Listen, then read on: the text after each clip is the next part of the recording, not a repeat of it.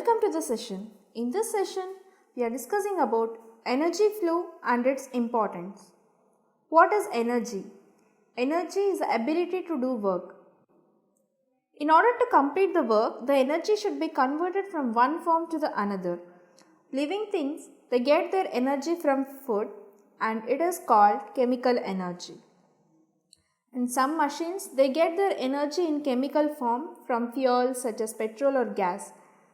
There are some other forms of energy such as heat, light, sound, nuclear and electrical energy. Green plants, they produce their own food in the presence of sunlight and this process is called photosynthesis.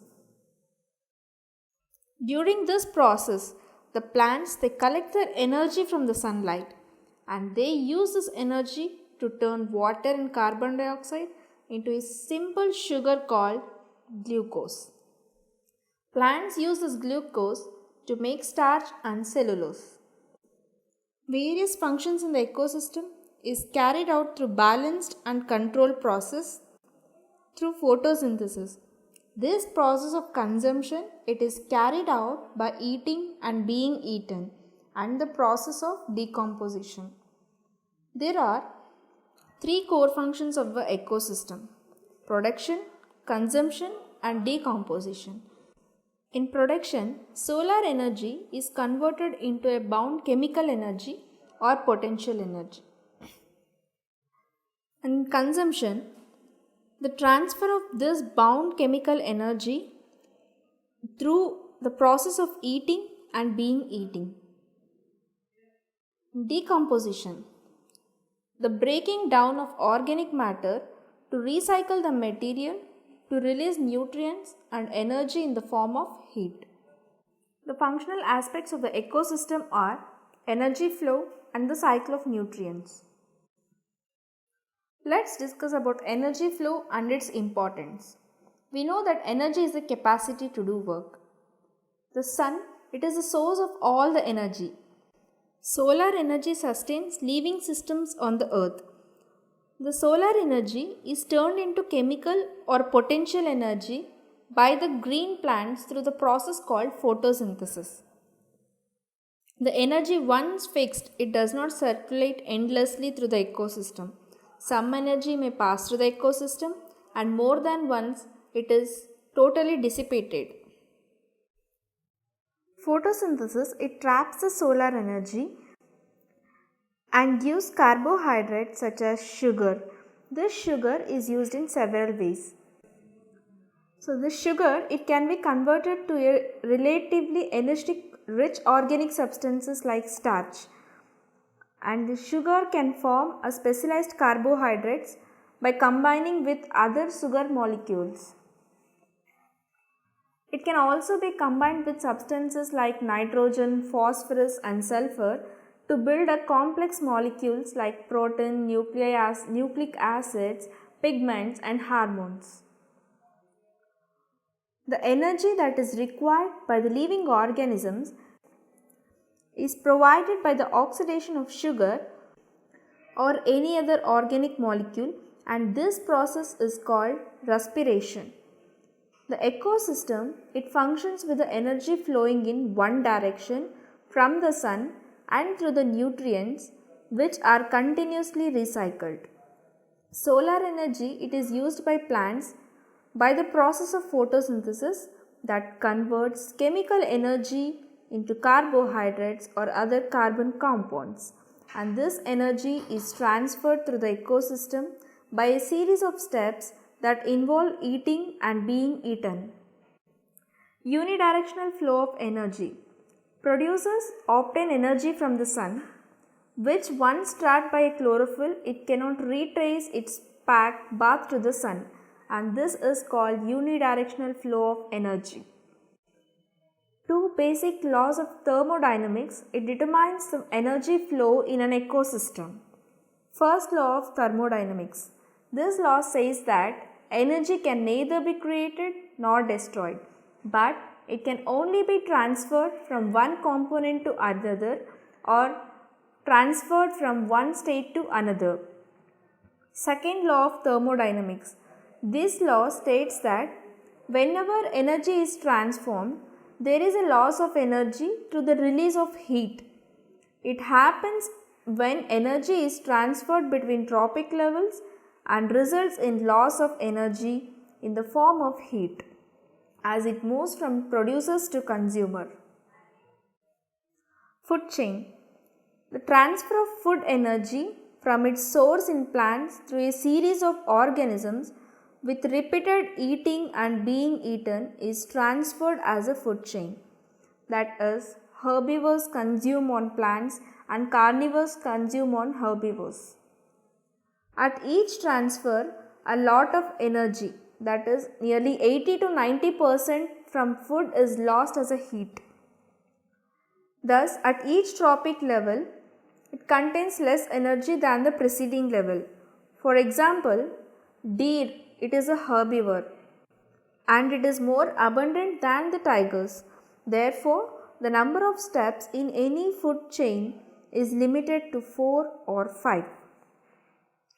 A simple generalized food chain may be represented as producers to herbivores and from herbivores to carnivores. The successive level of the energy flow constitutes the link of the food chain and they are called as trophic levels. Always there exists interrelationship among different organisms. In nature, simple food chains rarely occur. An organism may be the food that is may be operate in different food chains of several other organisms. Thus, in a given ecosystem, various food chains are linked together and form a complex network called food web. The food chain is divided into two broad categories: grazing web and detrital web. Grazing web is further classified into marsh community, forest community, grassland ecosystem, pond ecosystem, marine ecosystem and agroecosystem. Plant and animal matter is not used in the grazing food chain, such as fallen leaves, twigs, roots, tree trunks and dead bodies of animals. It supports the decomposer food web. Detrital web. Materials pass from plant and animal matter to bacteria and fungi. These are also called as decomposers, and then to detrital feeder, those are detrivores, and then to their predators. Those predators are carnivorous animals. Bacteria, fungi and animals that feed on dead matter, it becomes the energy source for higher trophic levels that tie into the grazing food web. For example, mangrove leaves which are fallen down in the water, it becomes a detritus and those are consumed by crabs and shrimps, and these crabs and shrimps are consumed by small fishes and these small fishes are being consumed by the large fishes. There also exists a parasitic food chain which goes from large organisms to the smaller ones without outright killing, as in the case of predator. Various food chains are interlinked together in the form of a food web. The food web stands for many pathways of energy flown as shown below.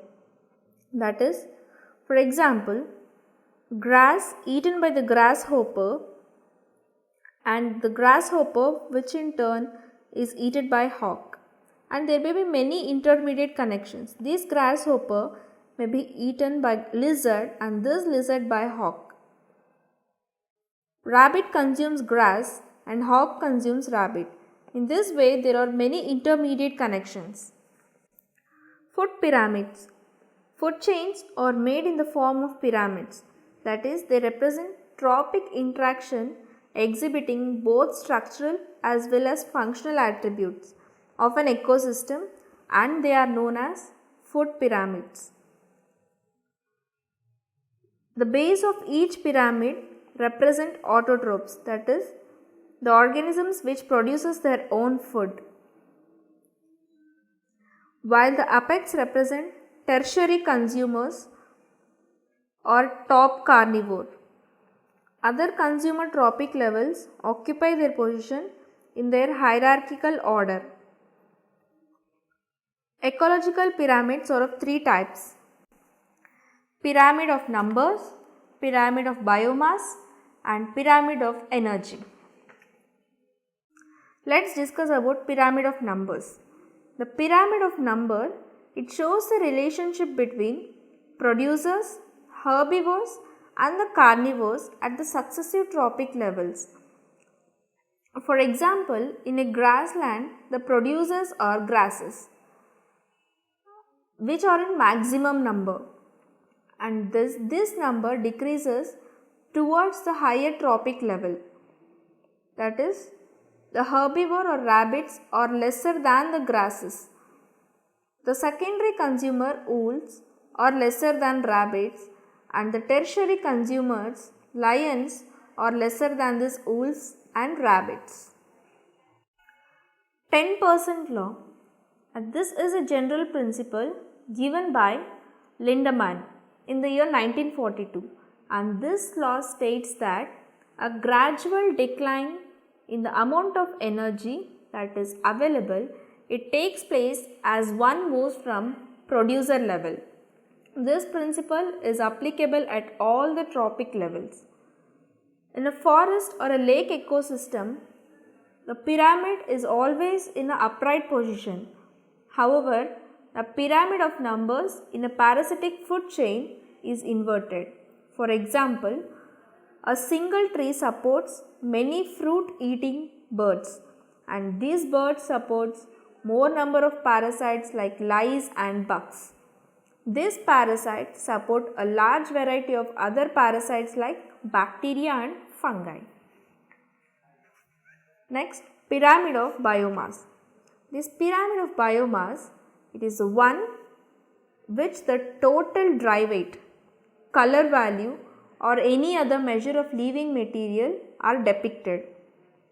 Biomass, it normally represents the total dry weight of the living organisms of different species. It constitutes at each trophic level and at a particular time. The biomass is a sample and it is known for standing crop or standing biomass. In many ecosystems like forest, the biomass of the producers is much greater than that of the herbivores, which in turn outweigh the carnivores. For example, if you see in a pond ecosystem, producers are small organisms, so their biomass is also less. But the primary and secondary consumers are bigger, so their biomass is more, and therefore the value of the biomass shows gradual increase, making in an inverted pyramid. Pyramid of energy. This pyramid of energy is the one where the energy flow of an ecosystem is depicted. It represents the number of calories transferred from one trophic level to the other. Cycles of nutrients. The cyclic flow of nutrients between non-living environment and the living organisms is known as Biogeochemical Cycle. Such movement of elements and inorganic compounds, it is essential for life, are called mineral or nutrient cycles. The major nutrient elements are carbon, hydrogen, oxygen and nitrogen, which forms 95% mass of living organisms. They are cycled again and again between living and non-living components of the ecosystem. Energy flows through the ecosystem that enables living organisms to perform their daily activities, and that energy is lost in the form of heat and it is no longer available for utilization. The mineral nutrients, it moves from non-living to the living and then back to the non-living components of the ecosystem in a circular manner. When the dead animal body or a plant is subjected to decomposition by decomposers, the nutrients are released to the environment. They again available for reuse and for recycling. Some nutrient cycles involves carbon, nitrogen and oxygen. They self-adjust rather quickly to the fluctuations in terms of availability because of the large atmosphere reservoir. The cycling of nutrients, it is closely related to the flow of energy, and this type of characteristic pathways are known as biogeochemical cycles. The term bio means living, geo signifies lithosphere and the hydrosphere and the atmosphere, while chemical means the elements and the process involved in the cycles. Hydrological cycles or water cycle. Water, it is the most important non-organic component of an ecosystem. It constitutes more than 90% of the protoplasm. Water is directly involved in photosynthesis and it is one of the two chemical participants and the other being carbon dioxide. The cyclic movement of water between atmosphere, land and sea and between living organisms and their environment is called water cycle. The reservoir of water in the ocean, lakes, rivers, ice caps and glacier. Water evaporates from the earth's surface and condenses in the clouds and falls back to the earth as precipitation, and this process repeats continuously and this is called as water cycle. Transition of water through the ecosystem, it occurs mostly by the physical process like evaporation, transpiration and precipitation. And most of the rainwater goes back to the ocean through rivers and streams. The plant return a part of water absorbed by them through transpiration. Thus, there is a continuous cycling of water in the ecosystem. Carbon cycle. Carbon, it is the most significant element and it is a building block of all the organic molecule. Carbon cycle, it is based on the creation and absorption of carbon dioxide. A major reservoir of carbon is atmosphere, where it exists as carbon dioxide. Apart from this, there are huge reservoirs of carbon that occur as carbonate rocks and fossil fuels. Soils and land vegetation constitute subunits of terrestrial components and they are often considered when accounting for global carbon flux. The carbon cycle functions in the following manner. Green plants will manufacture their own food with the presence of sunlight, chlorophyll and carbon dioxide from the air and water is absorbed by the roots. During this process, carbon dioxide is fixed as starch by the plants. From the plants, the carbon, it moves along the food chain through consumers at different trophic levels. The carbon present in their bodies gets decomposed and absorbed as food by the saprophytic bacteria and fungi. When these plants die and they get buried into the soil, they undergo a slow degradation and compaction. And finally, this results in the formation of coal and oil that contains a huge amount of carbon. The carbon content present in the animal parts like shells, it also undergoes compaction and that leads to the formation of rocks containing carbonates. The carbon dioxide which is released in the atmosphere through the process of oxidation, it has various groups of bacteria and fungi. During the process of respiration, these plants and animals use atmospheric oxygen and they release carbon dioxide back into the atmosphere. The burning of carbon, it contains fuels and it results in the release of carbon dioxide in the atmosphere.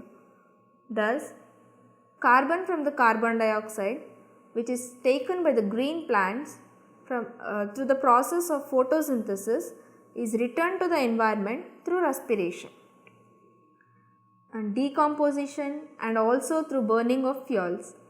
And this cyclic movement of carbon from atmosphere to the organisms and from organism back to the atmosphere is known as carbon cycle. Nitrogen cycle. Nitrogen, it is the living block of the living cells. It is one of the core component of proteins. Nitrogen, it is an essential component of the enzyme which regulates the reaction of carbon and other elements in the organism. Nitrogen limits the rate of production in an ecosystem. Atmosphere is the largest reservoir with 78% approximately of free nitrogen. The nitrogen in this form, it cannot be used by the living systems. It has to be converted into nitrates through the process known as nitrogen fixation and then can be used by the plants. Plants take nitrogen in the form of nitrates from the soil, and animals obtain nitrogen by eating plants or animals which eat those plants. The atmospheric nitrogen enters the soil by nitrogen and oxygen in the air. It combines to form nitric acid, and this nitric oxide, it will be converted into nitrogen dioxide by the oxygen of the atmosphere. Nitrogen oxide along with oxygen, it dissolves in rainwater forming nitric acid. Nitric acid, it is washed down by rainwater into the soil, and in the soil this nitric acid, it reacts with minerals like calcium carbonate to form calcium nitrate, and it is absorbed by the roots of the plants. Some nitrogen fixing bacteria like Azobacter, Rhizobium that converts atmospheric nitrogen into nitrates and soluble in water, and this process is called nitrogen fixation. Nitrogen is returned to the soil through manure, excreta and earthly remains of plants and animals. Nitrogen in organic form, it is insoluble and it cannot be used by the plants. Therefore, organic matter of the plants and animal origin, it is decomposed to ammonia and amino acids by microorganisms in the soil. Ammonification, it is a process of ammonia formation which is carried by all organisms. The ammonia, it may escape to an atmosphere or it be retained in the soil, and it is sometimes oxidized to nitrates. Nitrification, in this process, conversion of ammonia to nitrates by the bacteria. Denitrification is a process by which some other bacteria reduces nitrates back to nitrogen or ammonia or some other oxides. Free nitrogen returns to atmospheric pool and oxides and taken up by the plants. Oxygen cycle. Living things take in oxygen from the atmosphere. They use this oxygen to release energy from the food they eat. Oxygen is also used together with carbon, hydrogen and nitrogen to build up a molecule in their bodies. Oxygen is released back into the atmosphere by green plants during photosynthesis and by plants and animals as a part of carbon dioxide. Phosphorus cycle. Phosphorus cycle, it is an example of sedimentary type of cycle. It has main reservoir not in the air but in rocks. This cycle is simpler than nitrogen cycle. The requirement of phosphorus is critical as it has major constituent of nucleic acid, cell membrane, cellular energy transfer systems. In nature, phosphorus occurs in phosphate rocks, which contains phosphate ions combined with calcium and magnesium. Soluble phosphates are absorbed by plants and incorporated in organic compounds. Phosphates enter marine deposits through leaching and it fixed in relatively insoluble form. Fishes and marine birds convert these deposits to phosphate rock. As such, only a small amount of phosphorus returns to land from ocean through fishes and guano birds. Nature's mechanism of maintaining balance. Plants absorb varying amounts of nutrients from the soil to manufacture food that enters the food chain. Decomposition of dead organic matter continuously regenerates and it stores nutrients in soil in forms available to the plant. In an undisturbed ecosystem, that is where the ecosystem in which human activities are absent, the input of the nutrients, it is approximately equal to the output of the nutrients. Uptake. Uptake of the nutrients from the soil to the plants by the process of nutrient absorption. Recycled. Recycled, it refers to the nutrients brought back to the soil from vegetation, animal remains and fecal matter. Retention of nutrients is equals to uptake plus recycled. So, if we consider the case of young forest, the retention of the nutrients in the ecosystem is high, whereas older forest like rainforest, it has low retention. Harvesting of agricultural crops or transportation of logs from forest, it represents nutrient loss from this ecosystem, and this disturbance, it makes the nutrient cycle unbalanced and the ecosystem unstable. That's all for the session. See you in the next session. Thank you.